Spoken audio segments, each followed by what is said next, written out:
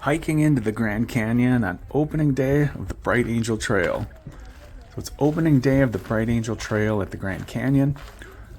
Weather is crisp and sunny, a deep blue sky overhead, the kind you'll see and appreciate in Arizona, especially if you're from the Midwest and are used to 6 months of washed out, overcast, colorless skies throughout the long winter season. So I've been waiting more than a month for the Bright Angel to open for the season. It had been closed due to repairs on the water line.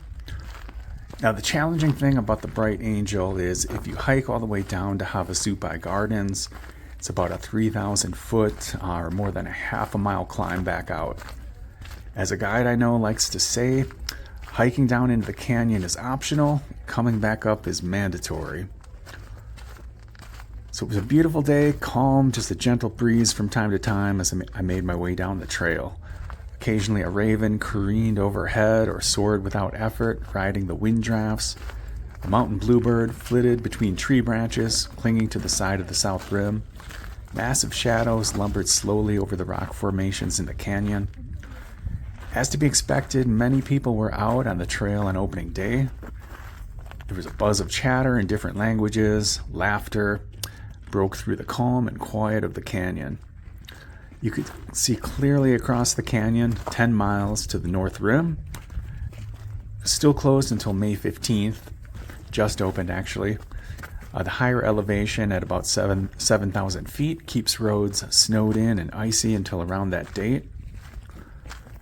This is a perfect time of year to hike into the canyon, springtime when the air is still crisp and cool, before the lower elevations in the canyon become dangerously hot.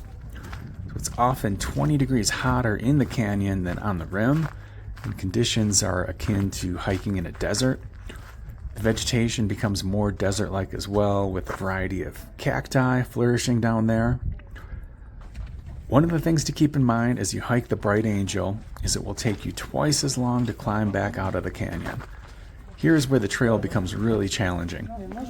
Climbing back from the 1.5 mile rest house, there's a difference of 1,000 feet in elevation, so almost a quarter mile. First, it doesn't sound like too much, but when you see maps that put it into perspective, it becomes more clear. The trailhead signs mention that it's equal to climbing about 112 flights of stairs. So to wrap your brain around that, that's like the Sears Tower or the Willis Tower in Chicago. That building has about 104 flights. So the advice given by guides and experienced hikers is to, take your time, take a lot of breaks as you ascend, drink electrolyte water, eat salty snacks. Rule of thumb is to always overpack when it comes to water and snacks for sure. Also, the time of day is important. Many hikers descend during the early morning hours, rest in the canyon throughout the hottest hours of afternoon, and make the difficult ascent during the cooler hours of evening. So if you're lucky, you might have a great wildlife sighting. On the ascent, someone pointed out the shape of a bighorn sheep that was enjoying a siesta on a high rock.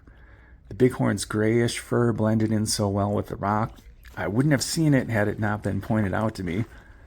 A few moments later, the bighorn rose to its feet, spent a little time looking into the canyon at the people passing on the stretches of trail far below. So I tried to zoom in with my camera phone and captured a few snaps. In the back of my mind, I was kicking myself a little for not bringing my camera. Oh well, there'll be more surprises and chance moments this summer. Of that, I'm sure.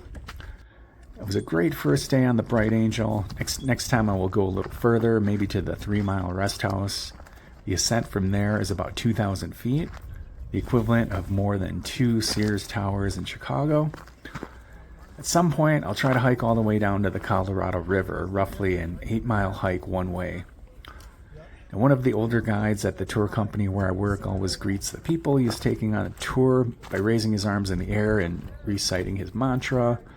And he's like, "Are you ready for adventure?" Sometimes he usually just raises his arms and it's like, "Adventure!" And that's how it is at the South Rim and on the Bright Angel Trail. Each day is different and unique. The weather, the wildlife you might encounter, the people from around the world you come across.